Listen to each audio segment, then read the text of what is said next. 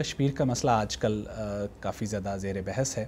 یہ بتائیے کہ جو اس کی خصوصی حیثیت تبدیل کی ہے کشمیر کی، پاکستان اس کے لیے کیا حکمت عملی اپنائے گا، کیسے دباؤ ڈالے گا کہ یہ واپس ہو سکے؟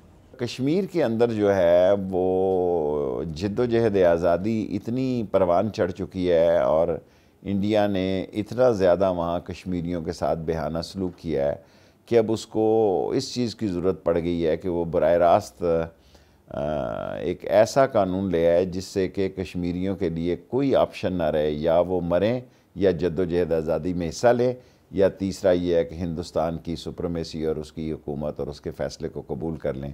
میرا خیال ہے کشمیری جد و جہد آزادی کو ترجیح دے گا، کیونکہ اب وہاں پولیٹیکل صورتحال کی بجائے وہاں جد و جہد آزادی کی گن پالیٹکس زیادہ چلے گی، اور یہ پھر پاکستان کی سیاست پاکستان پہ الزام لگائیں گے اور یقیناً یہ کہیں گے جی کہ پاکستان گھسپیٹی ہیں۔ پاکستان چکنا ہے، کیونکہ پاکستان تو نہیں چاہے گا جنگ ہو۔ پچھلی جنگ بھی ہم نے ٹالی، شاید انڈیا چاہتا ہو کہ ایک جنگ ہو جائے، اور اس جنگ کے خاتمے کے لیے میں سمجھتا ہوں اس فضا کو عمران خان کی حد تک جو ہے، عمران خان چاہتا ہے کہ پڑوسیوں سے اچھے تعلقات ہوں۔ افغانستان کے ایشو پہ آپ دیکھیں، انڈیا کو ڈیفیٹ ہوئی، پاکستان، امریکہ، روس، چین اکٹھے ہیں، اور ایران کے ساتھ ہمارے بہت اچھے تعلقات ہیں، افغانستان کے ساتھ ہمارے اچھے تعلقات ہیں، امریکہ کے ساتھ ہمارے اچھے تعلقات ہونے جا رہے ہیں یا ہوئے ہیں۔